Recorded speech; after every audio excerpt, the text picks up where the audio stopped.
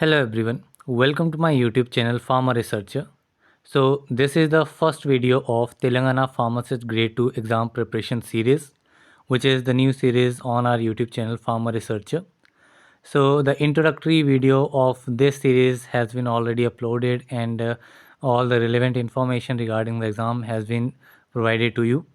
Today we are going to start the first video with the unit number 1, in which different topics mentioned in the syllabus will be covered from the unit 1, and this video will only be provided in the English language, and this videos is MCQ based question will be provided in this particular video. So in unit 1 there are different topics like pharmacopoeia, packaging, unit operation, prescription, metrology, posology, dosage form and immunological products.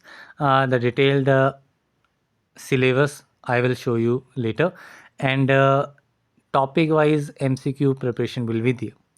So basically in this particular series I will be giving you the subtopics, and the questions will be framed on those topics only, and there will be a limited questions, and all the relevant information regarding that question, regarding the topic, will be provided alongside with the question. So what you need to do, you can take a pen and paper, and you can write all the information that will be provided to you additionally with the question, so that it will be easy for you to remember and revisit the information, so that it will be benefited for your exam. So talking about the exam, so this exam will be conducted on the 30th of November 2024, and in this particular series we will be covering the 10 units which are mentioned in the syllabus. Unit by unit we will be preparing the questions and will be providing. Then talking about the PDFs, like where you will find the content of the PDFs of the video. So basically the PDF link will be provided in the description only, and you can simply open that link, the PDF will open, and you can simply download the PDFs from the drive. So this is a basic thing. Now we can start with our syllabus first. So this is the unit number 1 for Telangana Pharmacist. The date of examination is 30th of November 2024, and the syllabus mentioned in unit 1 is: first we will be covering the introduction to pharmacopoeia with special reference to Indian pharmacopoeia. Then packaging of pharmaceuticals with containers and closures with respect to glass, plastic, rubber, and also introduction to aerosol packaging. Then the third topic will be unit operations, in which size reduction, size separation, mixing and homogenization, evaporation, distillation, drying, filtration, extraction and sterilization will be there. Then the next topic is prescription, in which the basic information regarding the prescription, Latin terms and incompatibility in prescription, physical, chemical and therapeutic. So these initial 4 topics will be covered in this particular video, and all the relevant MCQ questions will be provided to you. And also if you want to do some sample tests, so you can join our daily pharma MCQ dose series, which will be in which we are daily discussing 50 MCQ questions, which are in the form of like a rapid test. Only 15 to 25 minute video will be there, and all the questions of this series are framed will be framed for the upcoming days based on this examination, so that you can also get benefit from this particular series. So the other topics like metrology and posology, manufacturing and evaluation of various dosage forms, and study of immunity and immunological products, these different topics will be covered in the next video. So this is the basic information. Now we can move to our first topic, that is introduction to pharmacopoeias with special reference to Indian pharmacopoeia. So in this particular subheading, I'm only covering the MCQs related to Indian pharmacopoeia, the most relevant that can be useful for this particular exam. So let's start with the first question of this topic. So the question is: the word pharmacopoeia is derived from the Greek word pharmakon, means a drug or medicine, and poeia means. So basically the question is pharmacopoeia, this term is derived from which word? Greek words. So this point is also important, and it is derived from the 2 Greek words, First is pharmacone and the other is poia. So for the word pharmacone, the meaning has been given in the question, like the meaning of pharmacone is drug, or we can say medicine. Now the question is, what is the meaning of the other word, that is poia? So in this particular term pharmacopoeia, the poia means to make. So simply to make the drugs is the meaning of the term pharmacopoeia. So all the things you need to remember from this question, like the word, from which word it is, right? Like from Greek word, what two words are there, and what are the meaning of these two words. So these need to be remembered. Then next question है, IP or any other part of it has got legal status under. So Indian Pharmacopoeia or whatever part of Indian Pharmacopoeia has got its legal status. Okay, so under which schedule the legal status has been provided to the Indian Pharmacopoeia? So in the Drug and Cosmetic Act, there are basically broadly there are two schedules: the first schedule and second schedule. And the second schedule, under second schedule of the Drug and Cosmetic Act 1940 and the rules 1945, the Indian Pharmacopoeia has got the legal status. So in this, the option B will be the correct answer.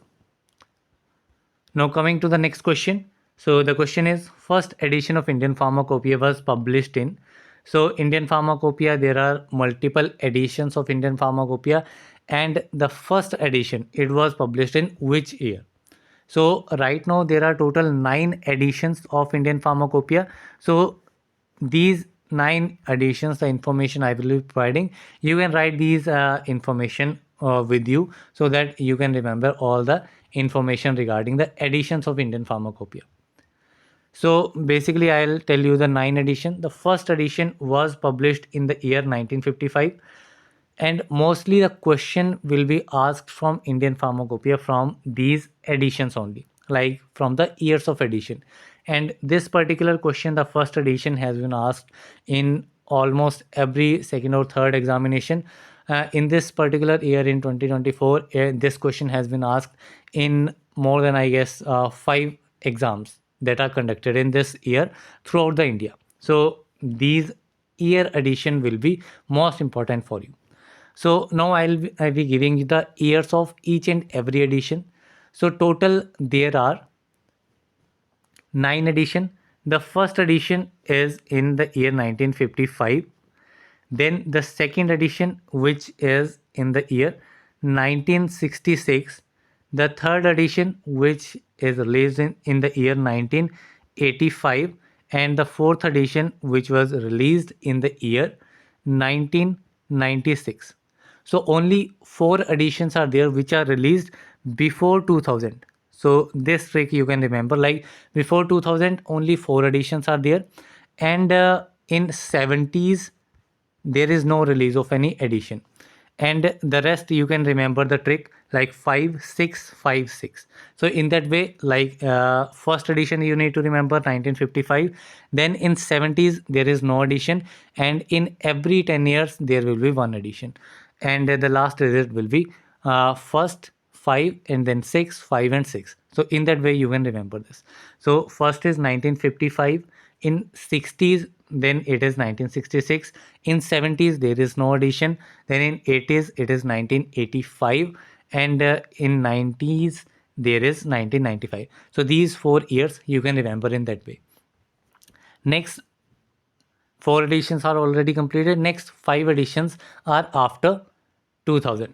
So the 5th edition, it was released in the year 2007. Then 6th edition was released in the year 2010. Then 7th edition was released in the year 2014. Then 8th edition was released in 2018, and 9th edition was released in 2022. So these editions are quite easy to remember. So basically the first edition, 5th edition, you need to remember that was in 2007, then in 2010, and then after every 4 year the next edition was launched, like after 10, after 4 years 2014, then next 4 years 2018, and then next 4 years 2024. And the latest edition, that was right now available is the ninth edition, which was released in 2024. So based on year, you need to remember all these year, all the number of editions with the year of publication. So this is the most important and can be asked from any edition.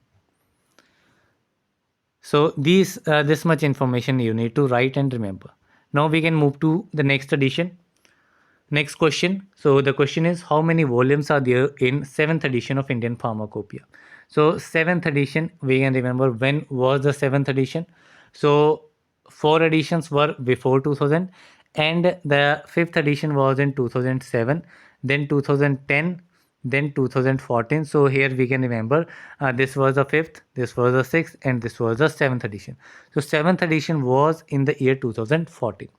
Now what is the question? Question was regarding the how many volumes are there in 7th edition of Indian Pharmacopoeia.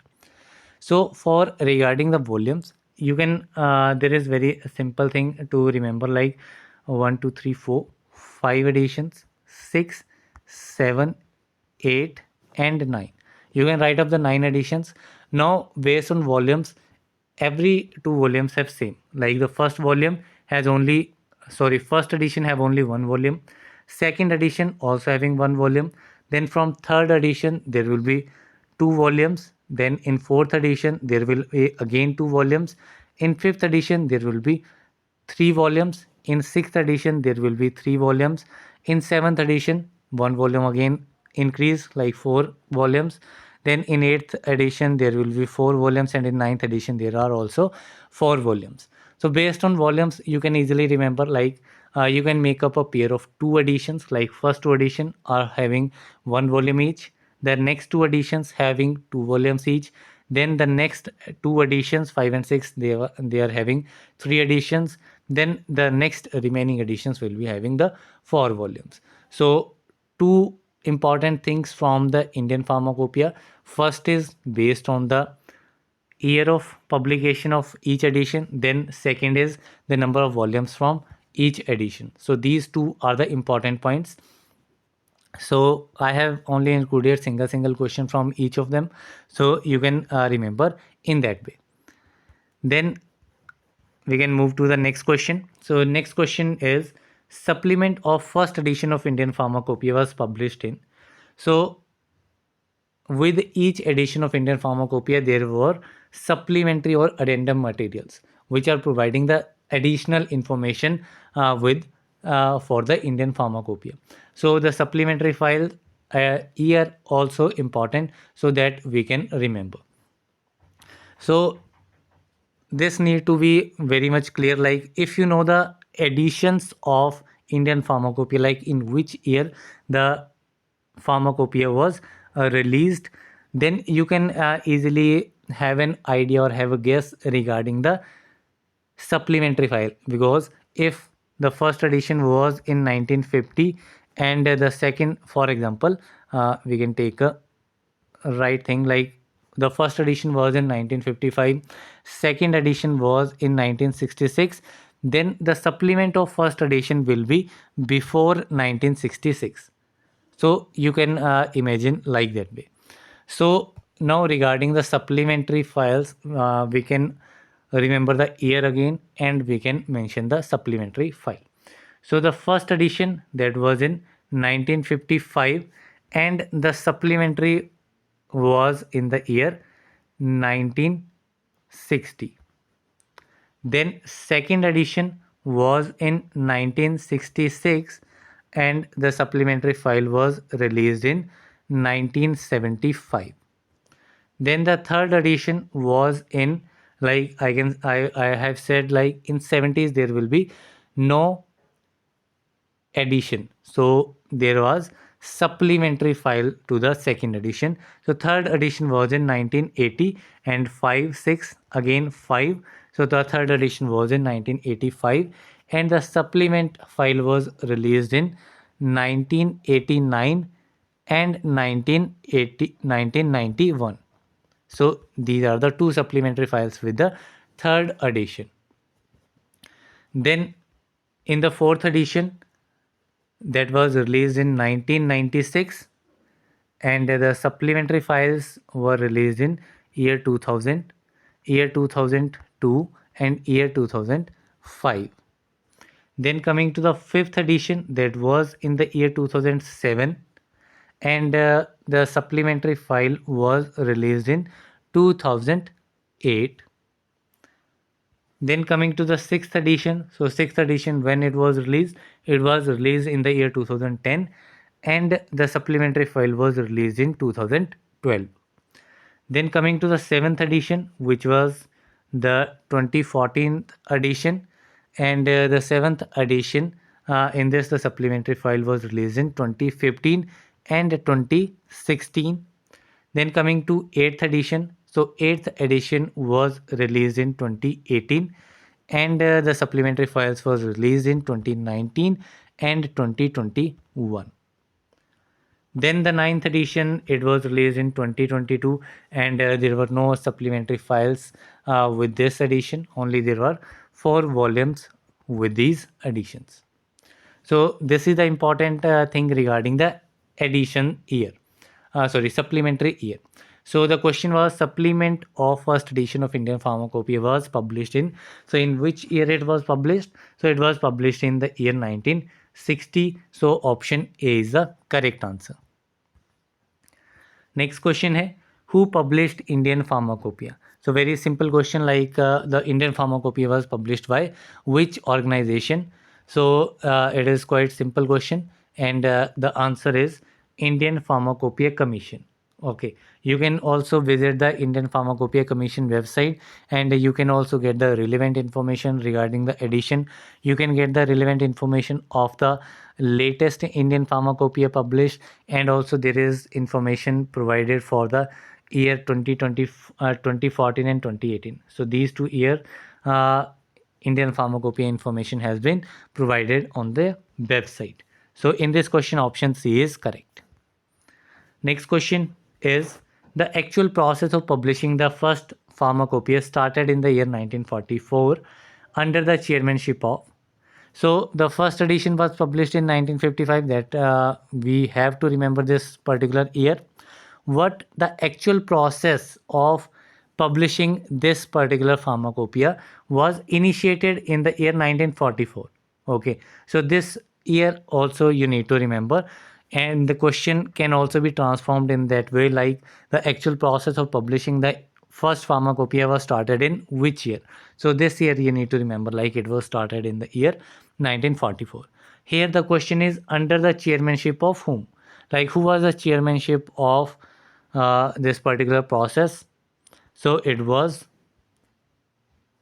Colonel R.N. Chopra, Colonel Ramnath Chopra. So option A will be the correct answer. So this important thing you need to remember.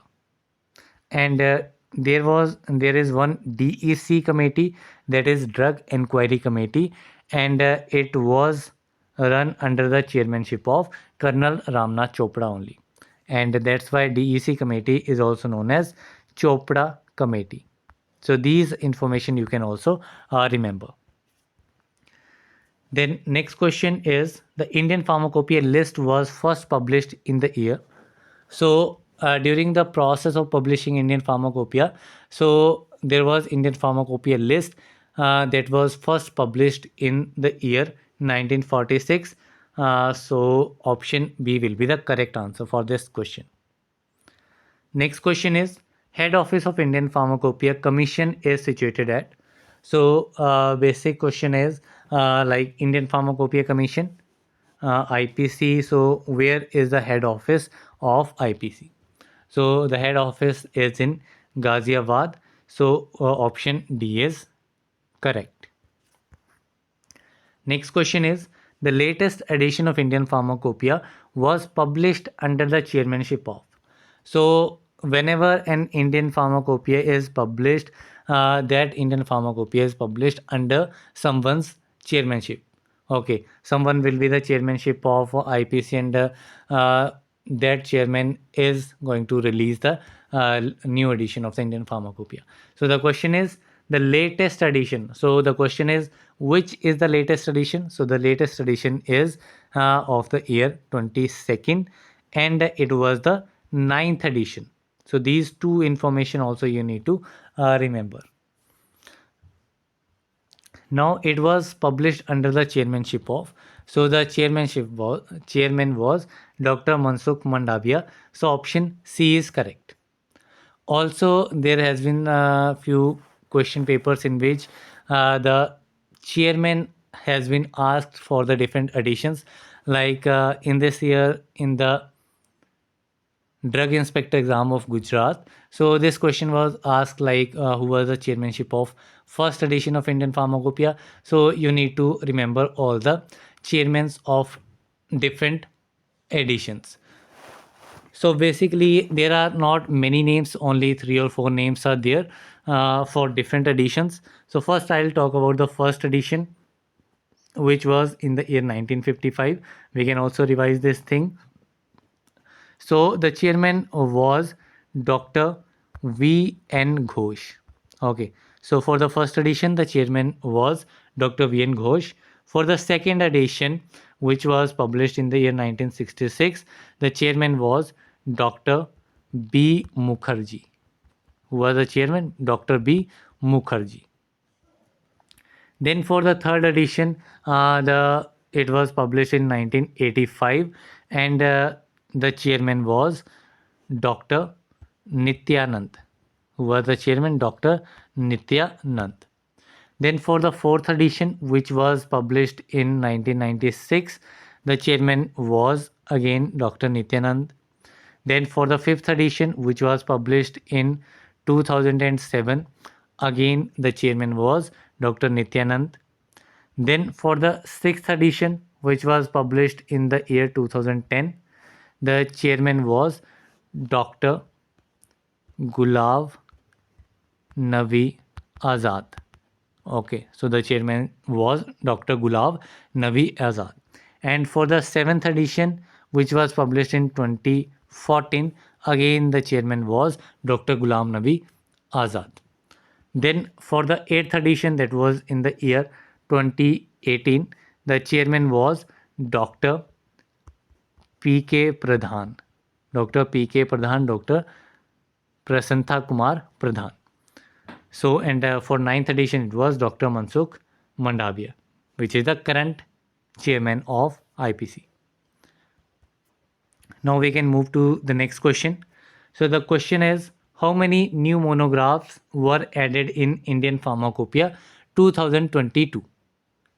Okay, so this question is based on the number of monographs for the year latest edition I have only added.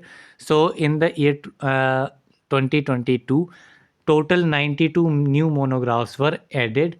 So option B is correct. Now there is different content of these 92 monographs. Like these 92 monographs are distributed in different areas. Like for API, there were 27 monographs. Like for chemicals, which are basically dosage forms. So there here we have 33 new monographs. So these both the categories comes under chemicals only. So we can say like 60 monographs are there for the chemicals. Then 21 monographs are there for vitamins or minerals or amino acids, fatty acids. So these different 21 monographs are for these things. So mainly if the question will be asked for the pharmacist level exam, then mostly the question will be asked from the addition part or from the number of volumes or mainly the chairman of the first edition, something like that. So these are the main things. This detailed part may not be asked, but you have to have the information regarding this. So apart from these 60 and 21, there are 2 monographs for herbs and herbal products. Then there are 4 monographs newly added for vaccines and immunosera for human use. Then there are 3 monographs for biotechnology derived therapeutic products. Then there are 2 monographs for blood and related products. And additionally, there are 12 new chapters. Okay, there are 12 general chapters in the Indian Pharmacopoeia. So these are the main features of the Indian Pharmacopoeia 2022. Apart from this, the question has been previously asked when the 2014 edition was in highlight. So in 2014 edition, there were 2,548 total monographs, and 577 new monographs were added in the year 2014. This information you can get from the IPC website. Then next question is, how many total number of monographs are there in latest edition? So latest edition, again, it was ninth edition, which was in 2022, and the total number of monographs after newly addition of 92 monographs, the new number will become 3152. So option A is correct, and this is also important, like how many final number of monographs that are present in the latest edition. Then coming to the next question, store in a cool place as per Indian Pharmacopoeia means. So there are several storage conditions according to Indian Pharmacopoeia. So this question can also be asked. Mostly the question will be from the editions only. What this question can be asked regarding the storage conditions as per the Indian Pharmacopoeia. So the storage store in cold place. Cold place means it is between the 2 to 8 degrees Celsius. Basically, the insulin is also stored in cool place, that is the temperature between 2 to 8 degrees Celsius. Apart from this, there are several other conditions, storage conditions. For example, store in cool place. If it is regarding the cool place, then it will be 8 degrees Celsius to 25 degree Celsius. If it is excessive heat, then the temperature will be greater than 40 degrees Celsius. If it is store in freezer, then it will be either -2 degrees Celsius to -18 degrees Celsius, or it can be less than that. Then if I'll talk about the room temperature, so room temperature will be 25 degrees Celsius. So these are the different storage conditions for storage of the drugs and other materials. So here in the first topic, I have only included the 13 questions, and rest all the information I have provided you while writing here or by explaining the things. So you can compile all these questions and all these information that will be benefited for you. Then we can now move to the next topic, which is the packaging of pharmaceuticals with containers and closures, glass, plastic, rubber, and introduction to aerosol packaging. So this is also the important one. So in this, we can start with this. I have only included the questions regarding the glass, plastic, and rubber, and also included the aerosol packaging. So we can start with the first question from this topic. So the question is, which of the following is not a type of packaging? So we have to identify which is not a type of packaging. So basically, packaging is of three types. First one is primary packaging, secondary packaging, and tertiary packaging. There is not a type of simple packaging. So option D will be the correct answer for this question. So we can discuss like what can be included in primary packaging. So in primary packaging, if you can see, like there is a strip of tablets like this. So this will be considered as a packaging. So we have different tablets, and these tablets will be primarily packed in the strips. Then this strip will be there will be multiple strips, and these multiple strips will be packed in a box. Okay, like you must have seen in the medical stores, like there have been multiple strips in a box.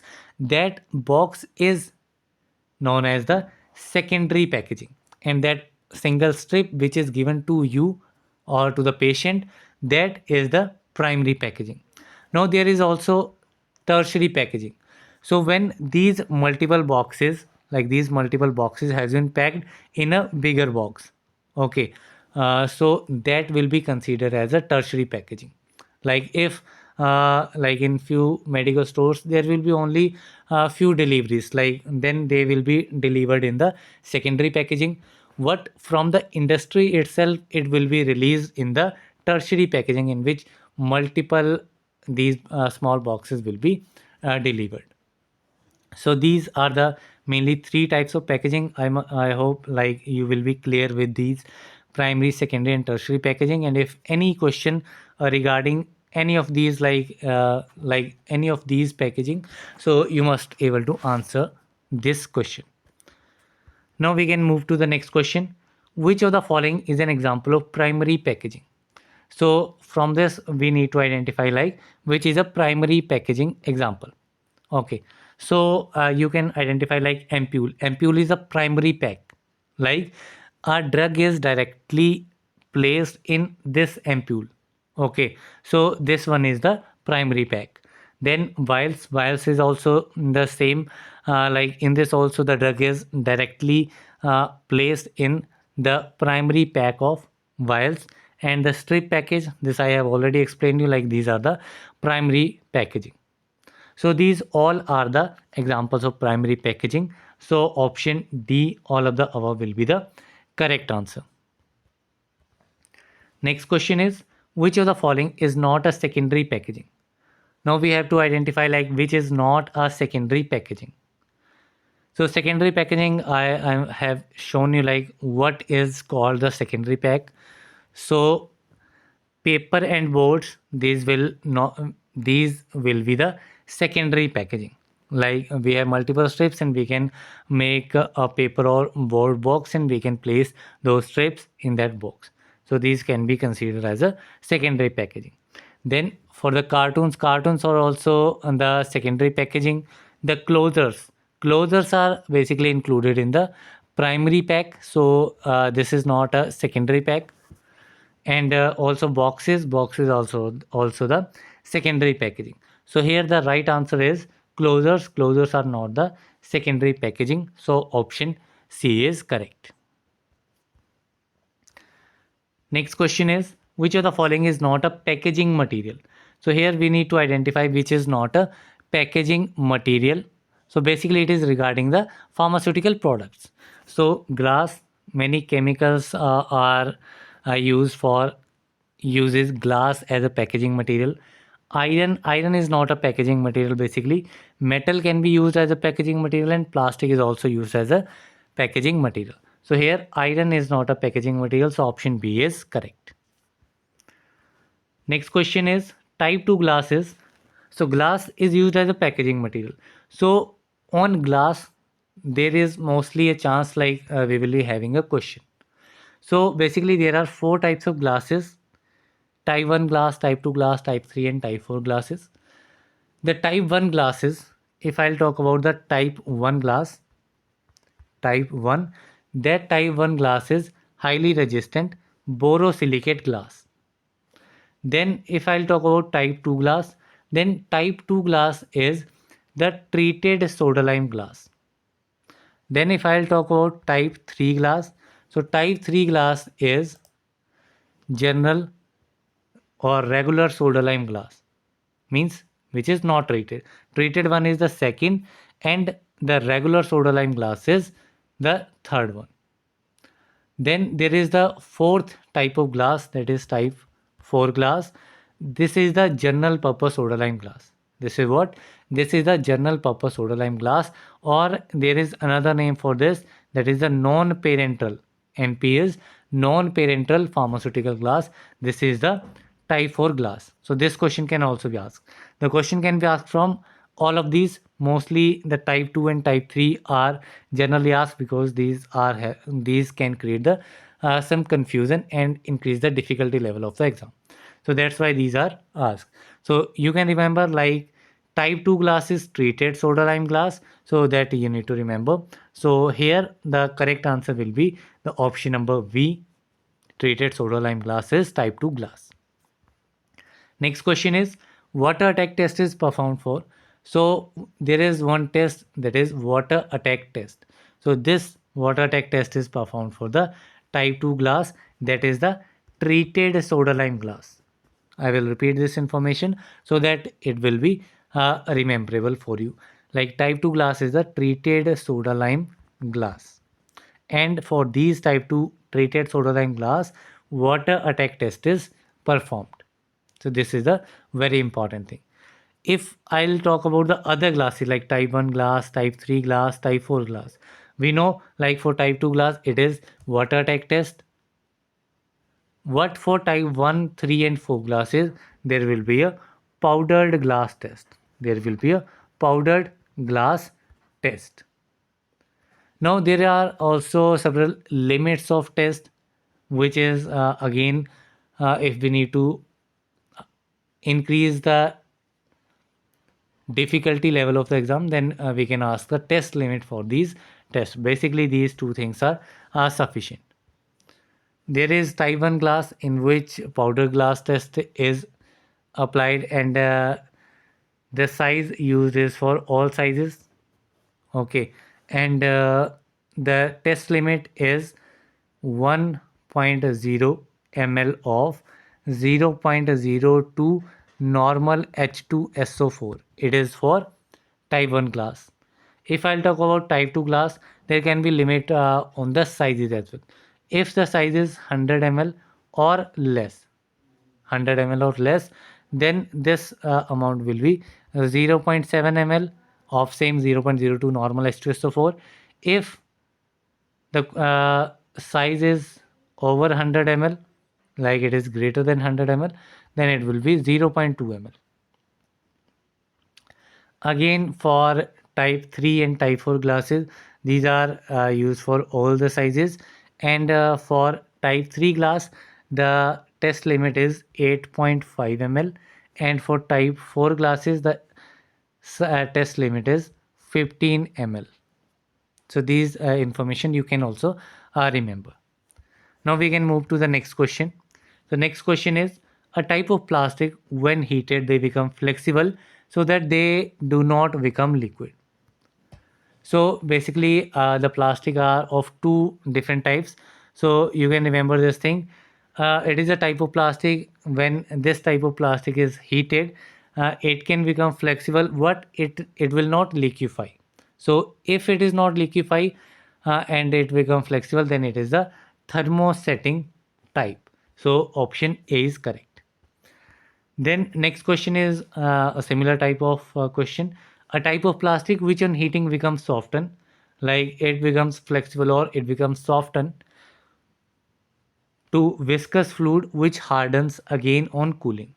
So basically this type of plastic is changing to a viscous fluid, and we can change the shape of that plastic, and then again we can if we apply a cooling effect, or if we cool this type of plastic after liquefying, then it can again becomes hardened.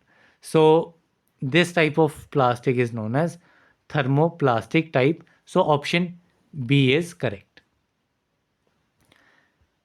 Then coming to the next question, hard rubber made by adding dash or more of sulfur to natural of synthetic rubber. Okay, so natural or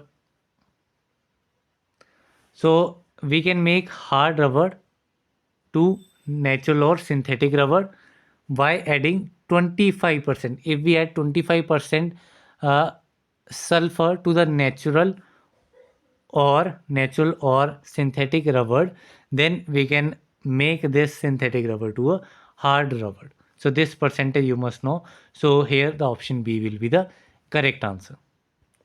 Then we can move to the next question. So the question is, sulfur used as an additive in rubber packaging material acts as. So the sulfur which is used in rubber packaging material, so this sulfur is used as, so it is used as an vulcanizing agent. So here option B will be the correct answer. Then we can move to the next question. Question is, which of the following is a type of medicated aerosol? So here we need to identify which is a medicated aerosols.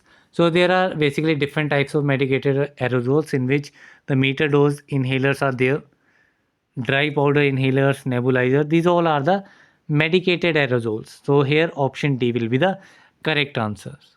So sometimes the full form of MDI is asked. So the full form of MDI is meter dose inhalers. Apart from this, there are several skin sprays. There are several dental sprays. So these are also the type of medicated aerosols. Then coming to the next question. Question is the opening where the product comes out in aerosol container is. So the aerosol container has different parts.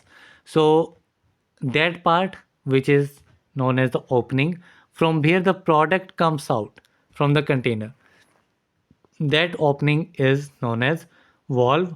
So here option A is the correct answer. Then there is a part actuator which is also equally important regarding the definition. So actuator is nothing, it is simply a button. You can say it is a spray button. When we press this spray button, it will open the valve and the product will come out. So this is the main thing for the actuator. So these are the two most important things from which the question has been asked. Then we can move to the next question. So the question is propellant 11 is. So propellant 11, first we can discuss about what is propellant. So propellant is a material which creates a pressure inside a aerosol container. For example, you can say this is the aerosol container. Okay, so in the aerosol container there is some liquid which on pressing the actuator the valve will open and the product will come out, like you must have seen in the several perfumes. So what propellant will do? Propellant will create the pressure inside this container so that the product will come out as in the form of spray. So this is the main purpose of propellant. Now the propellant has been given several numeric designation, and this numeric designation represents some name. Okay. So in all the propellants, the numerical designation will be of 3 digits. Okay. And these 3 digits will define like what will be the name of the propellant. You can easily remember this name. So here you can see only 2 digits are there. Once I'll explain you what is the significance of these 3 digits, then you must know like why there are only 2 digits. Okay, so there are in all the propellants there will be 3 digits. The first digit, it represents the number of carbons present in the propellant. Like number of carbons, or I can say n carbon, like number of carbons minus 1. The first digit will represent number of carbons minus 1. For example, if a propellant is having 2 carbons, okay, so if the propellant is having 2 carbons, then 2 minus 1 will be 1. So then the propellant will be named with respect to 1 carbon. If there is only only 1 carbon, I will not say 0, if only there will be 1 carbon, then 1 minus 1 will become 0. Then the first digit will not be there. So that's why there are only two digits. So this is regarding the first digit, which is regarding the number of carbons, and it represents the number of carbons minus 1. Now coming to the second digit. If I'll talk about the second digit, it represents the number of hydrogens plus 1. Okay, number of hydrogens plus 1. Like if the propellant is having 3 hydrogens, then 3 plus 1 is equal to 4. Then it will represent 4 number. If only 1 hydrogen is there, then 1 plus 1 is 2. So like that way, the second digit will represent. So in that way, if I'll say like there is only 1, like double 1, it will be, if I'll have to write the 3 digits, then it will be 011. 0 is why? Because there is only one carbon, then 1 minus 1 is 0. Okay. Then the second digit represents the hydrogens plus 1. So hydrogen will be 0 plus 1, then it will become 1. Then talking about the third digit, so third digit represents the number of fluorine atoms. Okay, simply the number of fluorine atoms present. There is no additional subtraction regarding the fluorine atoms. Okay, so here you can simply find out the number of fluorine, number of carbons, number of hydrogens, and you can simply define the name. We can try this one. Like it is 0, 1, 1.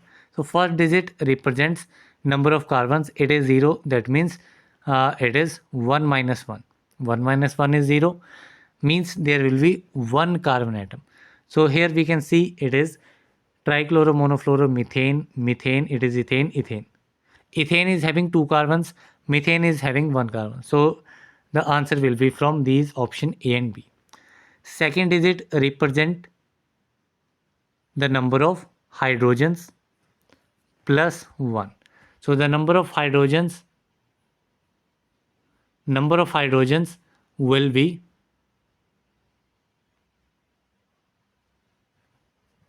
number of hydrogens will be 0 plus 1. So that's why it is only 1. Means there will be no hydrogens in this.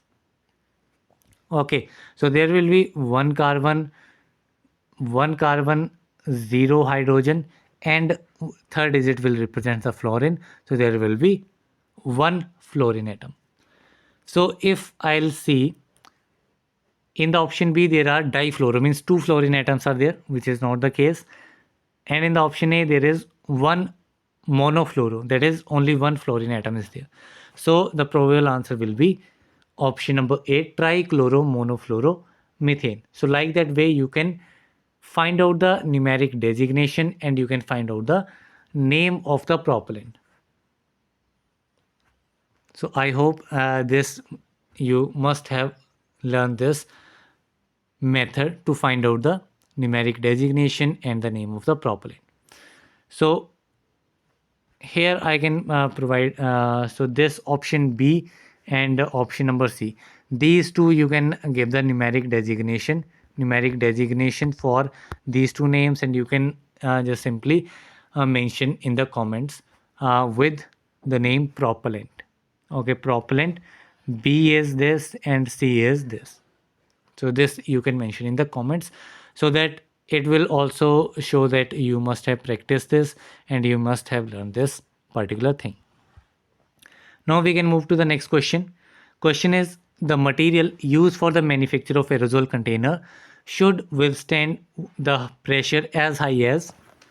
So whatever material that is used for the manufacturing of aerosol container, so it should withstand with pressure of 140 to 180 per square inch goes at 130 degree Fahrenheit.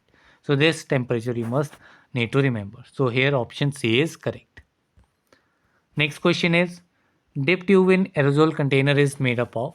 So in aerosol container there is a part dip tube, here it is a container and there must be a dip tube which can collect the product and provide it to the actuator and valve so that it can release out of the container. So this dip tube is made up of polyethylene. So here option A is correct. Next question is, dash colored glass container provides protection to light sensitive products. So what should be the color of glass container so that if we need a protection against the light sensitive products. So the color of the container should be amber color. So here option B is correct. Next question is, which of the following is used for storing injectables? For if we need to store the injectables, then we can use the multi-dose containers. So option B is correct. So it is quite simple and direct questions. Next question is, the fragile nature and weight of dash are its major limitation. fragile nature and weight. High weight and fragile nature means breakable nature. So this is the limitations of glass containers. It is also quite easy question. Then coming to the next question. So the question is, how many types of glass are used in pharmaceutical industry? So there are total 4 types of glasses that are used in pharmaceutical industry that we have already discussed in the previous question. Next question is, which type of glass is used in containers for tablets, oral solutions and ointments? So for tablets, oral solution and ointments, which type of glasses are used? We have studied 4 types of glasses, in which the type 4 glass, which is type 4 glass, I have shown you like it is a non-parental glass or general purpose glass. Okay, so by name you can identify, like for storing these tablet oral solutions ointments, we can use general purpose soda lime glass. So option B will be the correct answer. Next question is, dash colored glass provides protection against IR rays. So for infrared rays, if we need protection against infrared rays, then we can use the green colored glass container. So option A is correct, and this question has been asked in the GPSC drug inspector exam this year only. Then we can move to next question. So the question is, an aerosol is a dash system. So aerosol is a which type of system? It is a disperse phase system. So it is also direct question. So option C is correct. Next question is, dash are meant for developing pressure within the container and expelling the product through the open wall. Okay, so this, if you can read this statement, so I have already explained this statement in the propellant part. Like what is the purpose of the propellant? So it will develop a pressure in the container so that the product will expel out of the container through the by opening the valve. So this work is of the propellant, and we have a detailed explanation regarding the propellant. So with these 23 questions, we have covered most of the topics of this second part. Now we can move to the third part, which is the unit operation. So in unit operation, there is size reduction, size separation, mixing and homogenization, evaporation, distillation, drying, filtration, extraction, and sterilization. These many topics are there. So there are also many important equipments that are associated with this, like for size reduction, size separation, different evaporators, different distillers, different dryers, different filtration equipments, extraction equipments. So for all these things, I haven't included the working and construction part. Mostly the most relevant things I have included, like those questions which are asked in few of the examinations. So those things I have included, but mostly I have included the principles of the different methods used, and the those questions which are quite repeatable. Okay, so the questions which are repeating in different examinations, so those questions I have included in this. So here we can start with this. And also one of the purpose for adding only limited questions and only the relevant questions for this series is like, if you can see, the exam will be of 80 marks, means 80 MCQs will be there. So and there are total 10 units, so you can expect like from each unit there will be 8 MCQs. Okay, only 1 and 2 MCQ questions will be more or less, but mostly there will be 8 MCQs from each unit. So if you can think like, from for this unit only, for unit 1 only, you will be having 7 main topics. So you can expect only one question, one or two question from each topic. Okay, so if you can see here the headings of this unit operation, so you will find for size reduction, size separation, and all these things, only one or either two questions will be there. So either the question will be on size reduction, or either the question will be on sterilization. So there are many important topics that are covered in these particular topics. So I have included only the relevant questions. So that is the main concern for this series. Not a concern like main advantage or and why that way you will be very this series will be very useful. So now we can start the question from this topic. So the first question is, following is not the mechanism of size reduction. So for size reduction, different mechanisms are used like impact, attrition, cutting, compression, brushing. So these are the different mechanism of size reductions. So illustration, it is not a mechanism of size reduction. Rest all are the mechanisms. So here option D is correct. Then next question is, for dry milling, the moisture content should be. So if we need to mill totally dry, then the moisture content should not be there in the range less than 2. So if the moisture content is less than 2%, then the dry milling can be done.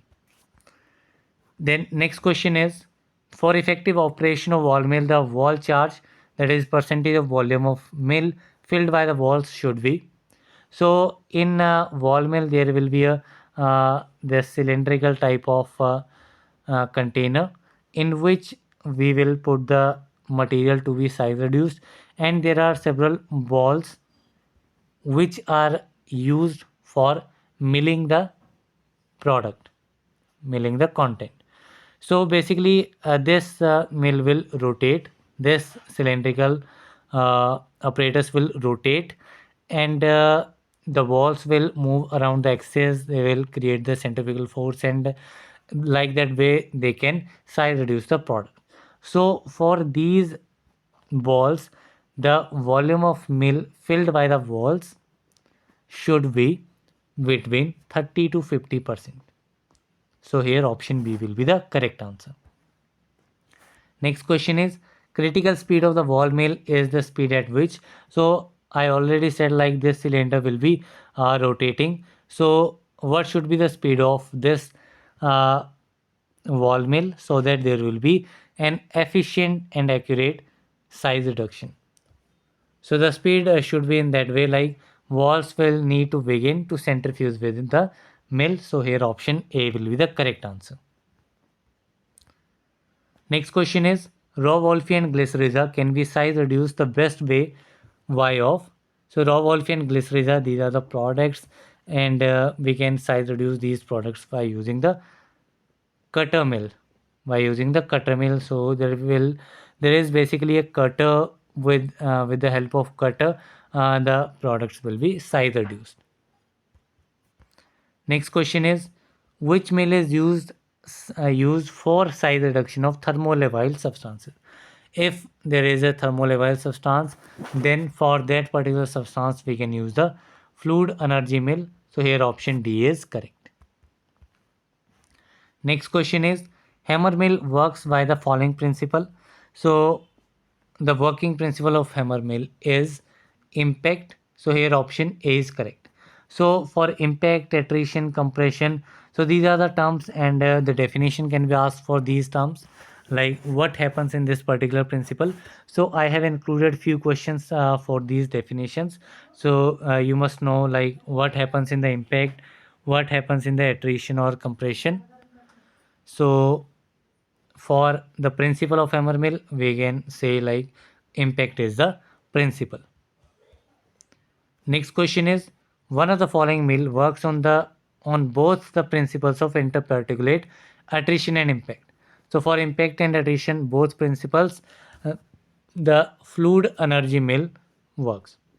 Okay, so fluid energy mill works on both these principles, both on attrition and impact, and also the wall mill also works on these both the principles like impact and attrition. Now if I'll talk about the cutter mill, so cutter mill simply works on cutting principle. If I'll talk about hammer mill, so hammer mill works on impact principle, already discussed.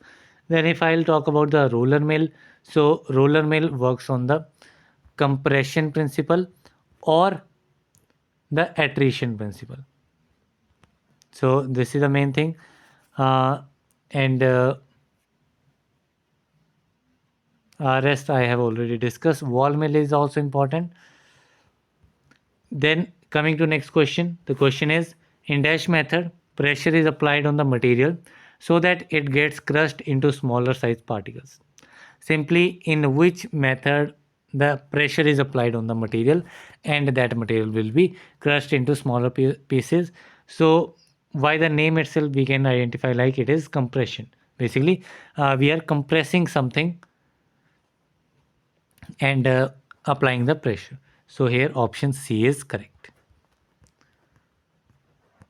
Next question is, in which of the methods the material is kept stationary and an object moving with high speed strikes the material in order to reduce its particle size?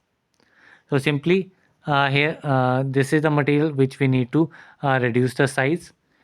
So this material will be stationary. We will kept it on a, we can say we can place it on a surface. Now object, we can move this object with a high speed and this object will strike on this material and the size will be reduced. For example, if I'll talk about the hammer mill. Okay, so hammer mill we have seen the principle was impact. So in this, the simple thing is, in hammer mill the object is placed and we move the hammer with a high speed and strike it on the material and that material will be size reduced into smaller particles. So this principle is known as impact. So here option B is correct. Next question is, in dash method, both the surfaces, machine and material, move with respect to each other and produce shear forces which reduces the size of particles. So this method is, if I'll say this method is attrition. So here option B is correct. How this method works, like here, this is the surface. So this surface is moving this way and this surface is moving this way. This is rotating like this. This is rotating like this. And the material is placed and these both the surfaces are moving with respect to each other. This surface will move this way, this will move this way. And while moving there will be a production of shear forces which will reduce the size of the particles. So this is basically the attrition principle. Next question is, which of the following law is not related to size reduction? So for size reduction, we mostly study the three basic laws, that is the Rettinger's law, Bond's law and Kick's law. What here the Darcy law is given, which is related to rate of filtration. So you can remember this law. Darcy's law is regarding the rate of filtration. If we need to find out the factors affecting rate of filtration, then we can use the Darcy's law.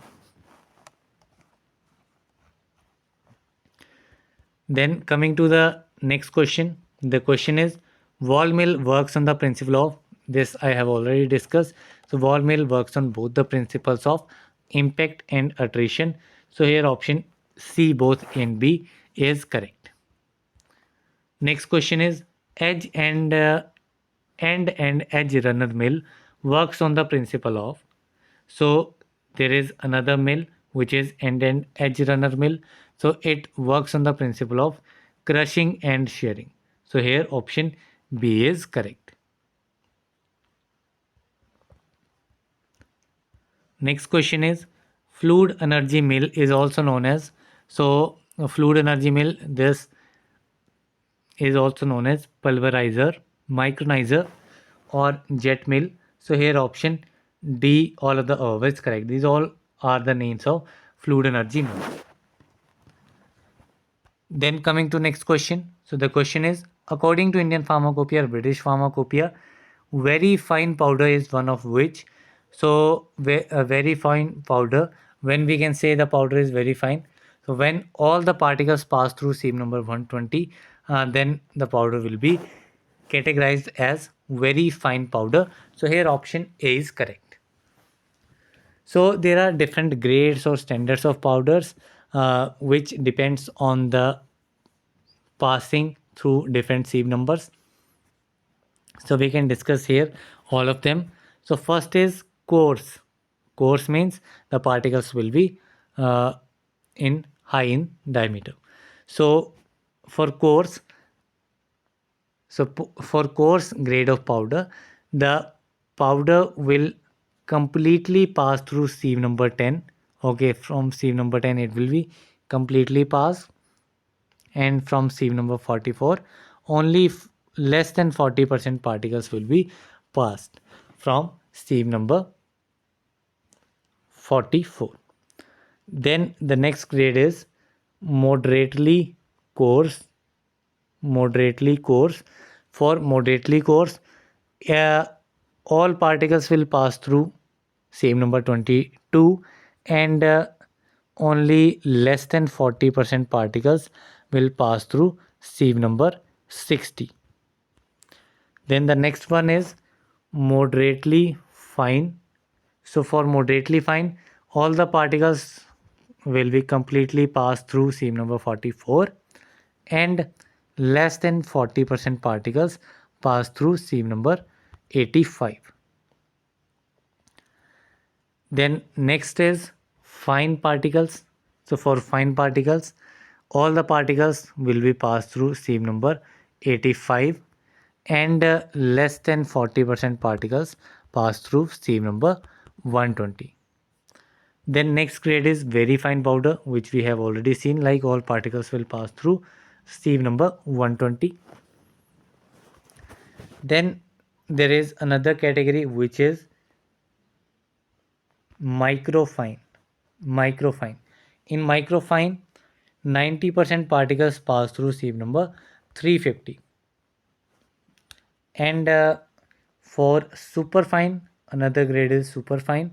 For superfine, 90% particles pass through 10 micron sieve.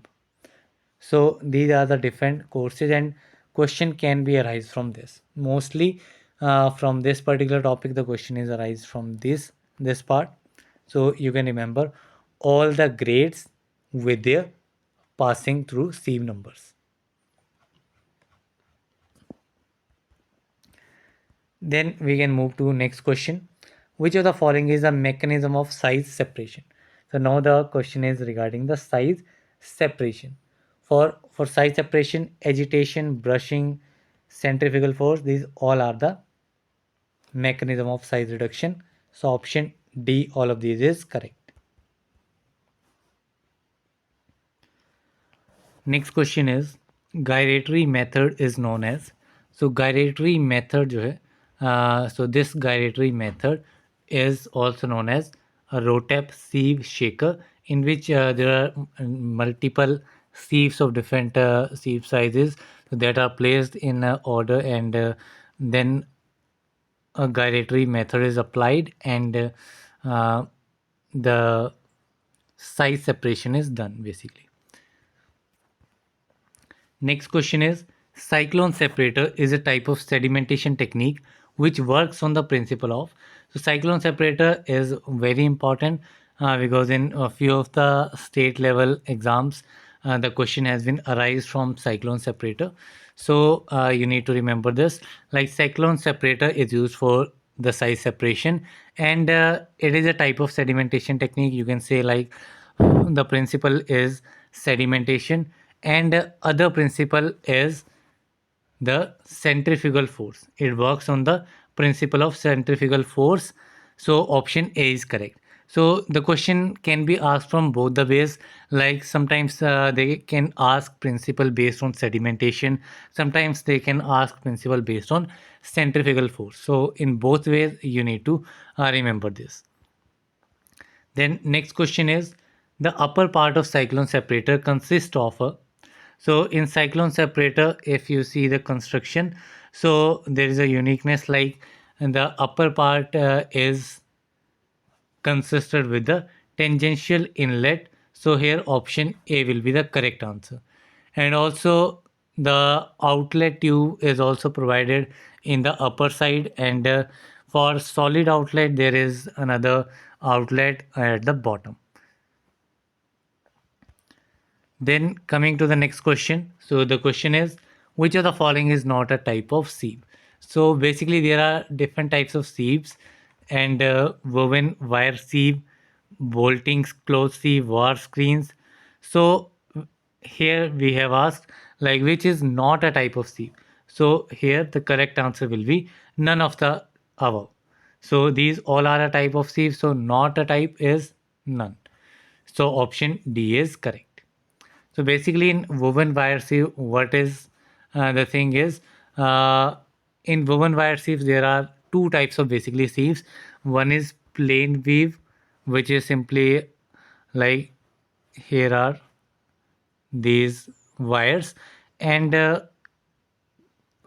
alternatively there will be the interlocking, like from here the wire will be over this, and here the wire will be below this, then over this, then below. Here the wire will be below this, over this, then below this, so like that way. And in twilled wave there will be a difference of two, like if I'll say 1 2 3 4, so here 2 will be below this and 2 will be over this, so like that way this is the twilled weave. Another is vaulting cloth. So there will be a simply cloth like structure, which is nylon cloths, which are simply designed by their micrometer opening, and they are basically used for the separation of very fine powders, or you can say fine powders. Then if I say about the VAR screens, so VAR screens are simply like this type of apparatus is there, and the material is placed here, and through the VAR screens, the VARs are fixed in parallel positions and held by crossbars and spacers, and by this technique we can separate the sizes. Next question is, following mixture is or are of the irreversible nature. So which of these mixtures are irreversible in nature?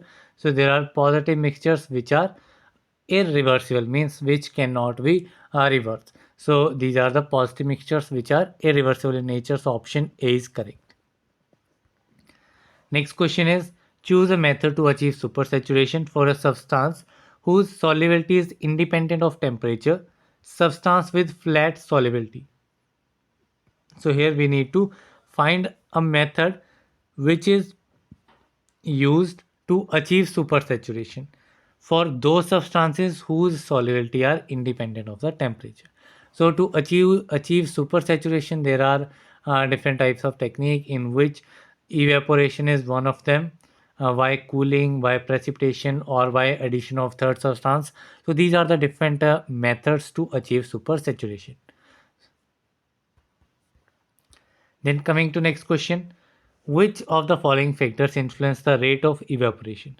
So rate of evaporation can be influenced by temperature or surface area. Again, this is also surface area.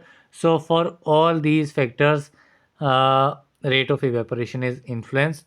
So here option D will be the correct answer, that is all of the above. So apart from these two, temperature and surface area, vapor pressure is also the factor to influence the surface area, to influence the rate of evaporation. Then the moisture content present in the material, that is also the factor. Then type of product is also one of the factor. Then the time of evaporation, so that is also one of the factor that can influence the rate of evaporation. Then coming to next question. So which of the following evaporator is used for thermolevile materials? So for thermolevile materials, which evaporator is used? So if I'll talk about thermolevile, so the evaporators used are vacuum pan and evaporating stills. Both these evaporators are used for the evaporation of thermolevile materials. So option C is correct. And these works on the principle of natural circulation. And also if I'll talk about some other evaporators, For example, horizontal tube, there is one horizontal tube evaporator which is used for liquor that do not crystallize and not form scale and non-viscous, so basically used for the liquors. Then if I'll talk about vertical tube evaporator which is also known as calendria calendria. So this name you can remember, it is for the vertical tube evaporator, and this evaporator is basically used in the sugar industry and used to concentrate cascara extract, and it is not used for foamy liquid. Okay, for foamy liquid, vertical tube evaporator is not used. Another is again vertical tube evaporator, which is basket type, and this vertical tube evaporator is used for sugars, salts, and heavy chemicals. So these important points you can remember. Then another one is climbing film evaporator, which is also known as Kastner tube evaporator, and this climbing film evaporator is used for insulin, vitamins, blood plasma. So these all are the therm thermolevile materials. So climbing film evaporator is also used for thermolevile materials. So these are the some of the important evaporators and basically uses you need to remember. Then coming to the next question. So the question is, following uses the evaporation technique to achieve supersaturation. So to achieve supersaturation, the evaporator is circulation magma crystallizer. So this is a crystallizer which use evaporation technique to achieve the supersaturation. Next question is removal of large amount of water from solution is. So if we are removing water in large quantity from a solution, then that process is known as evaporation. If the water is removed, only the smaller amount of water is removed, that is known as the drying. Next question is dash occurs only at the surface. So basically, which is a surface phenomena. Surface phenomena is evaporation. So option C is correct. Next question is liquid is vaporized below boiling point. So which liquid is vaporized? Okay, so here is a container and the liquid is placed by applying heat below its boiling point of this liquid. It gets vaporizing in the form of droplets. So in the form of steam, and this process is known as evaporation. So option A is correct. Next question is dash is defined as a process for separating components of liquid mixture by means of supplying heat. For example, there is a solution, or you can say liquid mixture, which is the combination of different mixtures A, B, C. And if we need to separate the components of this liquid mixtures, separating A, B, and C, then by applying heat, we can separate these components, and this process is known as distillation. So option C is correct. Next question is following is most widely used for extraction of volatile oil. So for the extraction of volatile oils, steam distillation is most widely used. So option A is correct. Next question is fixed oils can be extracted using. So in order to extract fixed oils, we can use molecular stills. So option B is correct. Next question is Rawls law is applicable for. So Rawls law is basically applicable for binary liquid solutions. So option A is correct. So what Rawls law states? So Rawls law states that the partial vapor pressure, you can say partial vapor pressure of each volatile constituent. Okay, so there is a liquid mixture in which A plus B plus C is given. Okay, So it is a liquid mixture in which three components are there, A, B, and C. So for vapor pressure of each component, like vapor pressure of A, vapor pressure of B, and vapor pressure of C. So for each component, it will be equal to the vapor pressure of pure constants multiplied by its mole fraction.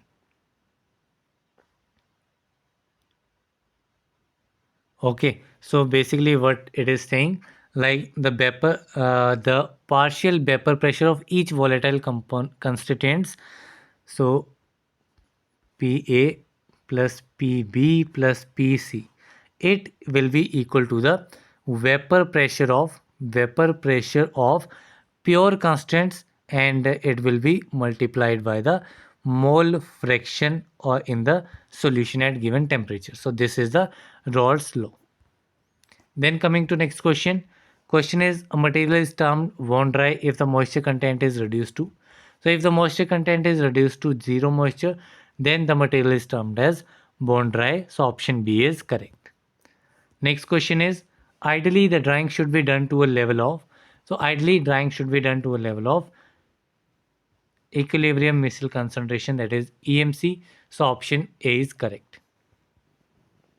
Next question is, gelsification is the term used for. So gelsification term is used for freeze drying. So option A is correct. Next question is, freeze drying works on the principle of. So basically freeze drying works on the principle of sublimation of water from ice to gas. So option B is correct. Basically in sublimation, the solid is directly converting to gas without going into liquid phase, means it bypassing the liquid phase. Next question is, Diwar flasks are used in. Diwar flasks are used in freeze drying. So option C is correct. Next question is, the most efficient heat exchange between the particles and flowing air occurs in the. So this is the fluidized wet dryer, in which if we need a best efficient heat exchange between particles and flowing air, then in that case we need fluidized wet dryer. Next question is, following light is mostly used in radiant heat dryer. Radiant heat dryer, in radiant heat dryer, which is the mostly used light source. So basically this source is infrared rays. So option D is correct. Next question is, following is not a filtrate. So diatomite, carbon, gelatin, asbestos. So here gelatin is not used as a filtrate. Filtrate means aid means help. Aid means help, and filter means we need to filter something. Okay, we can relate to filtration, very simple. So those materials which helps in the filtration process, those materials are known as filter aids. So you need to remember both all these compounds which are used, like diatomite, carbon, and asbestos. So these are the filter aids. Next question is, filter aids may be applied by. So by which technique we can apply the filter aids? So there are different techniques like pre-coating technique, body mix technique. So these techniques are used for applying the filter aids. So option C both is correct. Next question is, integrity tests are intended for following filters. So basically the integrity tests are intended for membrane filters. So option C is correct. Next question is, the equation describing the factors affecting the rate of filtration. So this I have already explained. So if you can remember, you can pause the video and you can read the options. You can find out the correct answer. So the equation that describing the factors affecting the rate of filtration is Darcy's equation. So option A is correct. Next question is, for effective screening of all bacteria for sterilization of liquids, the membrane pore size is. So if we need effective screening for all kinds of bacteria, microorganisms, for sterilization of liquids, what should be the membrane pore size? So the membrane pore size should be 0.2 micrometer. So option A is correct. Next question is Dohring's rule is related to. So Dohring's rule, it is related to distillation process. So option B is correct. Next question is filters functions by the following mechanism. So by which mechanism filters perform the function? So the mechanism is sieving or screening, entrapment or impaction, or electrostatic attraction. So these all are the mechanism for the filters to function.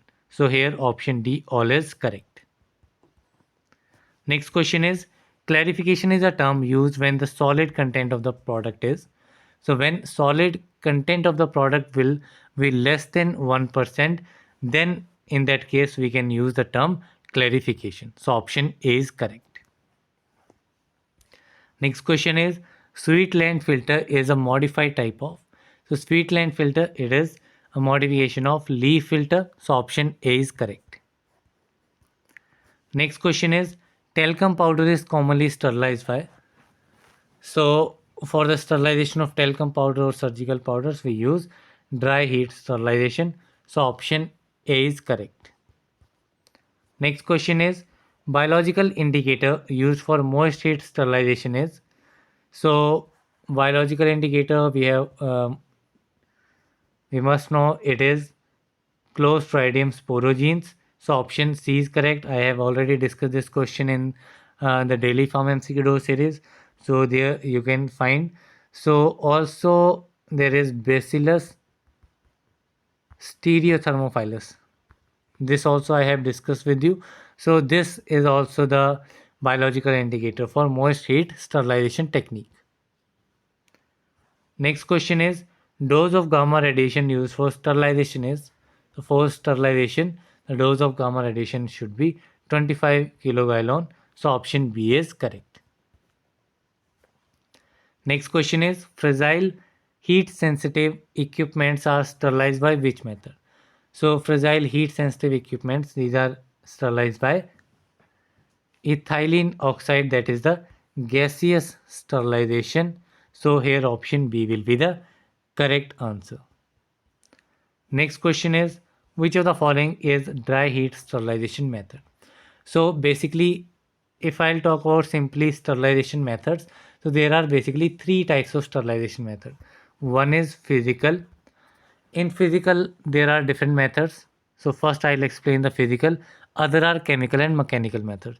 So first I'll explain the physical methods. So in physical methods can be different methods. For example, through sunlight we can sterilize the products, through heat we can sterilize, through vibration we can sterilize, and through radiation there are several radiation methods also. So these are the broad categories for physical sterilization methods. In this, heat sterilization is very important because here different two main important it is divided into two main important sterilization methods. One is dry heat sterilization, second one is moist heat sterilization. And in these two areas most of the questions are formed. In dry heat we can say there is method incineration method is there.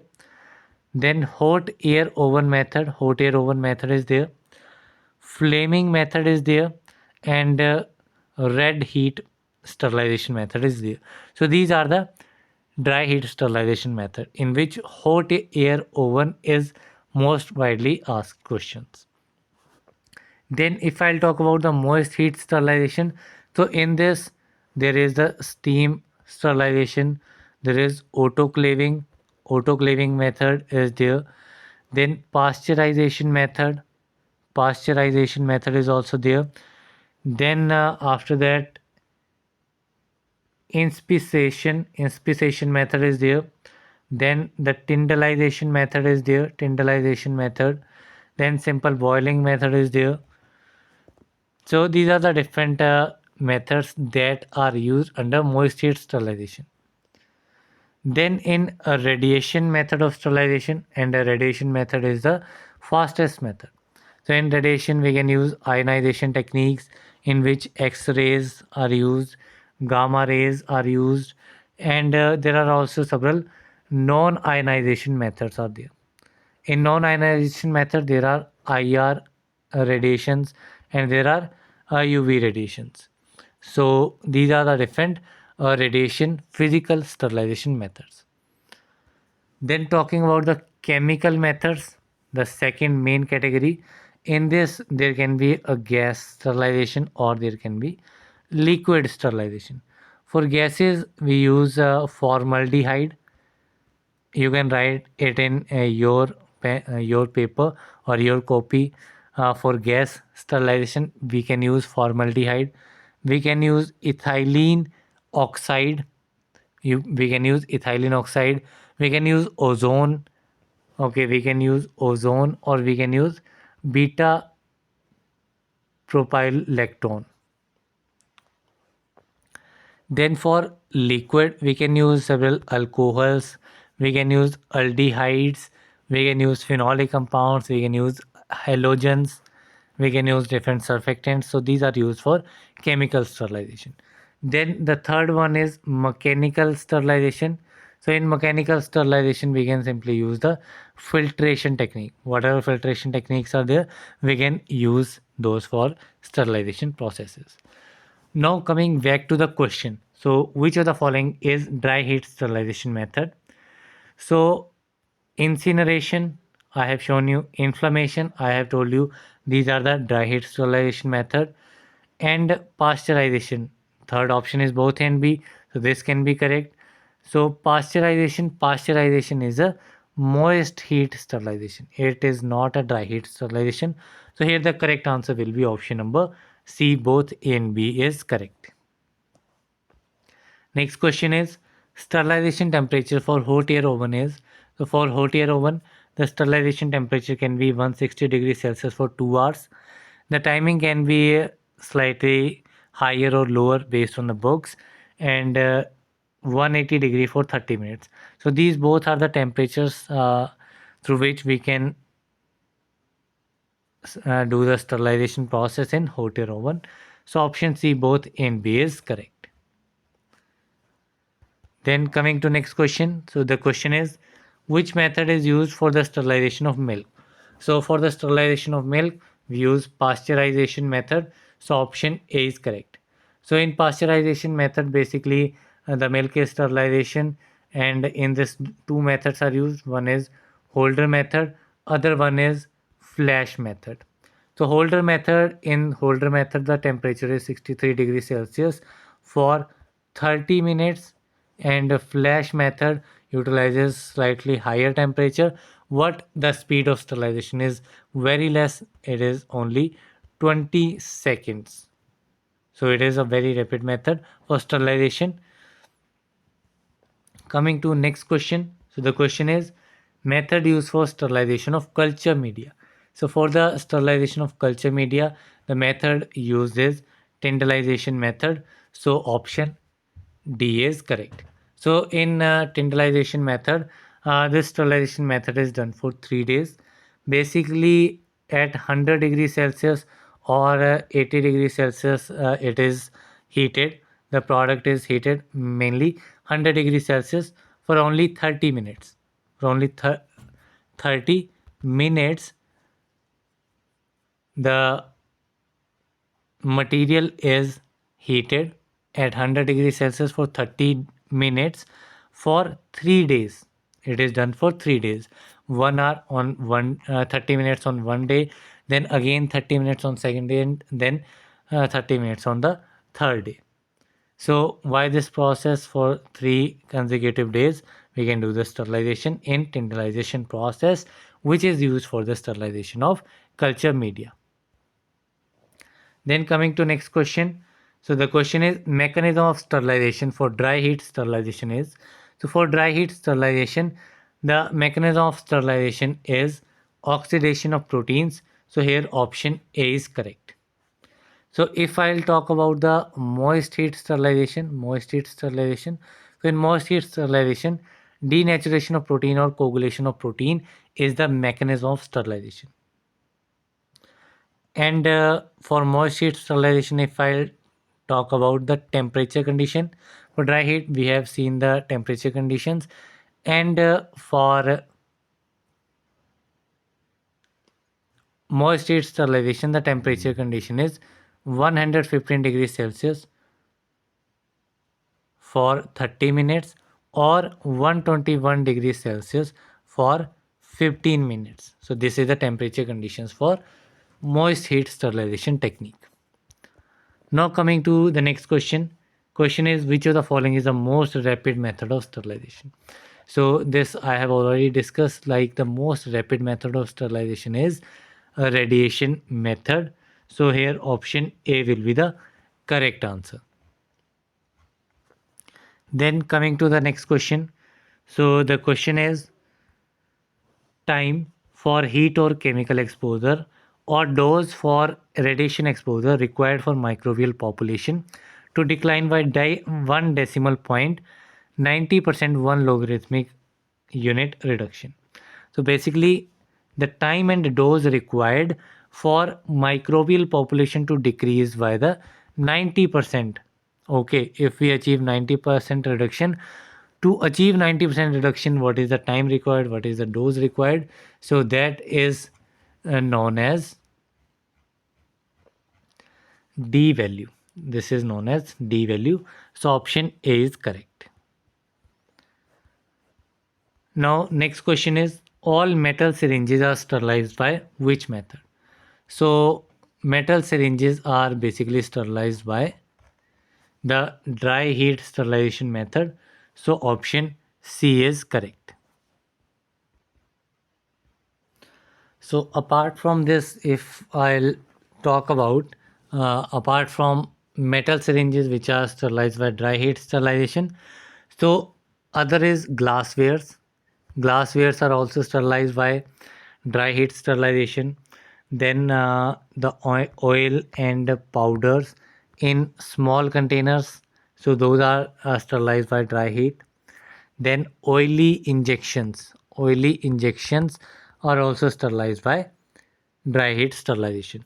Then if I'll talk about the moist heat sterilization, so for moist heat sterilization, the IV fluids are sterilized, the rubber and plastic items are sterilized by moist heat sterilization. So these things also you need to remember. For other methods for tintalization, I have already explained you, like surgical dressings or culture media is sterilized. Then for, if I'll talk about pasteurization method, so for pasteurization method, sterilization of milk is done. Then for ethylene oxide, that is the gaseous sterilization, all the thermolabile substances are sterilized, for example plastic and rubber. So these can be sterilized by the ethylene oxide. So with this we have covered the first 3 topics. Now remaining 4 topics are left.